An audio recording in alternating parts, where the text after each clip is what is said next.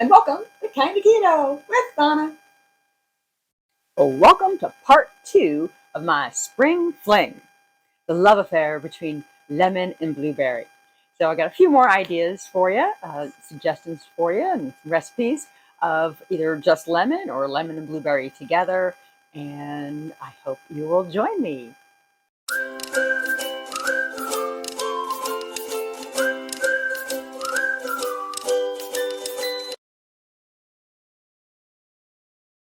To make this chia pudding, I got some almond milk, just a cup of that. And to that, we're just going to add some chia seeds. Now, I did, first time I did it, it calls for only 3 tablespoons, but I'm going to do a quarter cup, aka 4 tablespoons. I thought it was a little bit runny. So you got that. I'm going to add some swerve. I'm going to zest some lemon, so I've got a little bit of the zest, and some fresh lemon juice, and vanilla. Okay, so to my 1 cup of the almond milk, I did a quarter cup of the chia seeds, and we are going to do 2 tablespoons of the swerve. I think I'll do a little less than 2.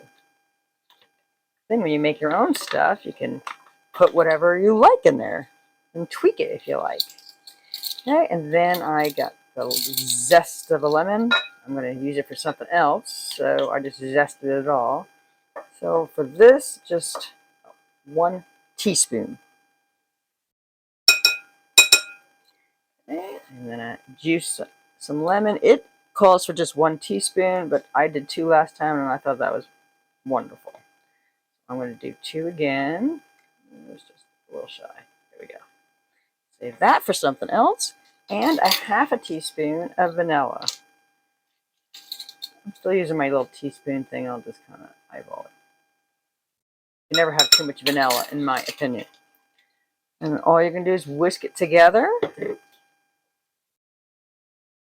And yes, it's going to be very liquidy if you've never made chia pudding before. So you can't have it that day, unless you're having it for dessert. But it's going to set up like overnight, or at least you got to refrigerate it for about 2 to 4 hours. And that's the lemon part of the lemon blueberry chia pudding. With your lemon chia pudding, you can just do just throw some blueberries on there, some nice fresh blueberries, if you like. Or if you want to try and make this blueberry sauce, like I did, then we could make a little parfait here. That look cute.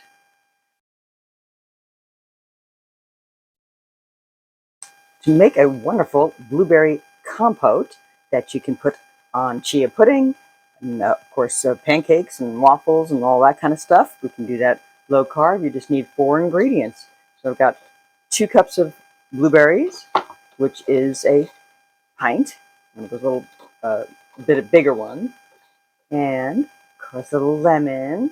It really punches up the flavor having the lemon in there, and you do need a little sweetness in life. So I've got here my little granular swerve, and you can find many uses for the xanthan gum, and it's always used as a thickener. And it's great in gravies and sauces and that kind of thing. And same thing for today. We're just going to use a little bit to thicken up our blueberry compote. Okay, you can use fresh or frozen blueberries for this. So I've got my 2 cups of blueberries, and I've got my swerve. And sometimes I do a little bit less. That's a quarter cup. And then just got some fresh lemon juice. Now, I'm sure you could probably use a little lemon juice that's in a bottle. Fresh is always best. So I got 2 tablespoons. It smells so good. It tastes so good. There we go. 2 tablespoons. Okay, and then just half a teaspoon of the xanthan gum. It's very little. You don't need much with this. So I've gotten this bag at Walmart for $4.28. And we're just going to mix that up. And on medium heat, just cook on medium heat for about 10 minutes. Right, she didn't say anything about mushing it together, but you know, it's supposed to be a sauce, so I was mushing it, you know, kind of squishing it in between here and there. So now we're at 10 minutes, and this is what we look like. So it's still sauce-like consistency. And we're going to let that cool and put that away, and we'll have that for the chia pudding maybe tomorrow.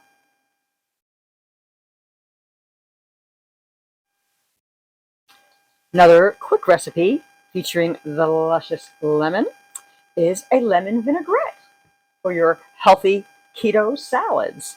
And I got this recipe on Pinterest from Keto Cooking Christian. And I'm going to start off with some extra virgin olive oil. They call for white vinegar, but I've got a lot of the apple cider vinegar, and I believe a lot of times you can swap them. So I'm going to use that. Some Dijon mustard, which is good in a lot of dressing recipes. So it's good to keep some Dijon mustard as a regular staple in your household. Some thyme. They call for lemon thyme. Yeah, but who's got that? So thyme, a little bit of garlic, some of your salt. That's my little salt container. A little black pepper. And this is optional. I'm gonna taste it first, see if I need it. But I'm trying not to have too many things with sweetener in it. But this is a little swerve or monk fruit. And you can do it in a blender. You can just put it in a jar and just shake it up. But if you've got an immersion blender, I think that would work really well too, between the acidity of the lemon and the olive oil to make sure it really emulsifies and really mixes up. So I am going to use my trusty hand immersion blender.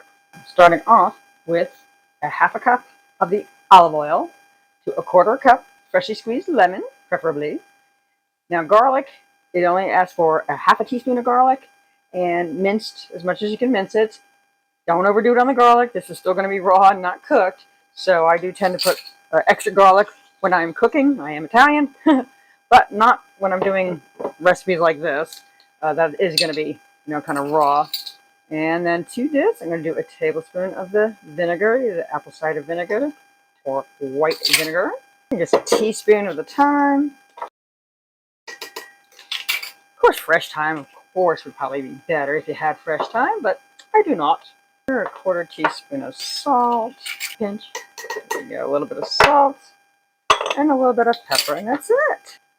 General rule of thumb is whatever salt if a recipe calls for, pepper is almost always half of that amount.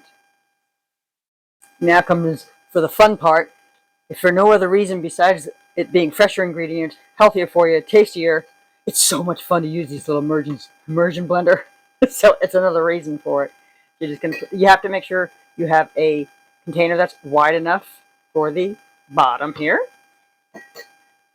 So I picked a taller container. I had a wider one I was going to do, but the taller one is better. So I'm just going to place it all the way to the bottom of the jar and start pulsing.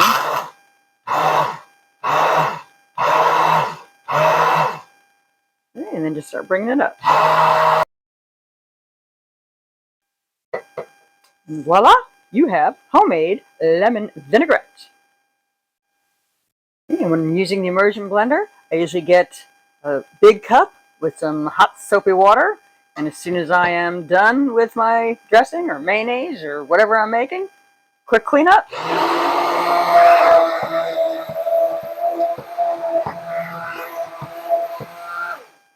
And all you gotta do is rinse off, and you got a clean immersion blender.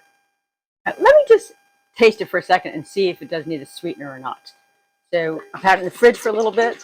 I'll let the flavors come together till lunch. A little shaky, and a little quality check. Lemony, but not too tart. Oh, actually, I don't think I need the sweetener, so we're gonna skip it. Save yourself some sweetener. Well, thanks for watching. If you like this type of content, please give it a thumbs up. Leave me a comment. Have you tried any of these type of recipes before? Or would you want to try any of these recipes? So leave a comment and tell me how I'm doing and the kind of things that you would like to see on this channel. So until next time, bye.